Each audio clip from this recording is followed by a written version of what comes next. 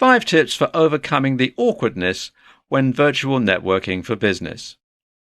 According to the experts, it's completely understandable to feel a bit awkward in certain situations. We all feel a bit nervous before heading into a room full of people that we don't know. Unfortunately, social awkwardness can result in anxiety and avoidance for some people. Virtual networking does make it a bit easier since you're not face-to-face with others, but it can still be a bit uncomfortable. In this presentation, we'll discuss 5 tips for overcoming awkwardness when virtual networking for business. Define your audience. In order to ensure that your virtual networking event is successful, you need to begin the process with your audience in mind. Think about who your audience is and how they're related.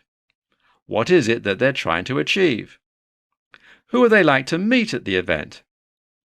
The first thing you must do is determine if your attendees have already met or if they're strangers.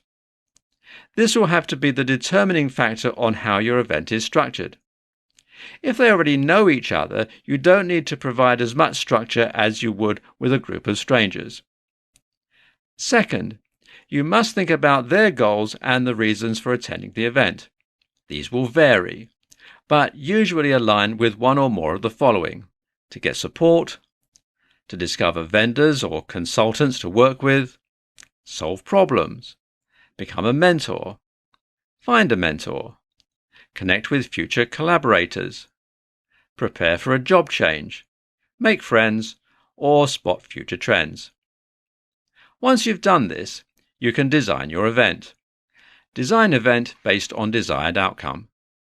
A successful virtual event will be designed with the outcome in mind.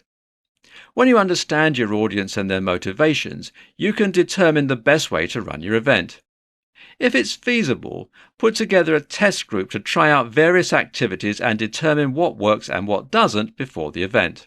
This will keep you from including activities that will be a waste of time and ensure that you include activities that will provide value. Allow attendees choice/control. Give your attendees the ability to choose the conversations they want to participate in, allowing them to come and go as they please.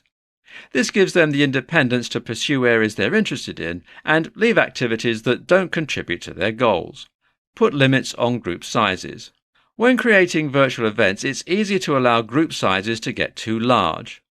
This makes it difficult for some attendees to join the conversation and dilutes their ability to have meaningful conversations with others.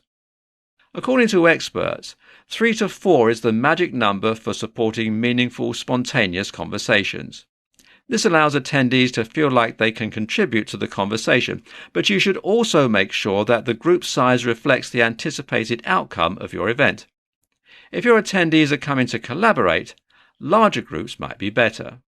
Create structure with icebreakers. Icebreakers are a great way to bring structure to these events.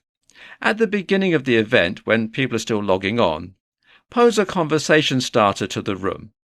It can be a fun, lightweight question or a deep, meaningful one. The attendees will be glad that they have the opportunity to discuss these topics.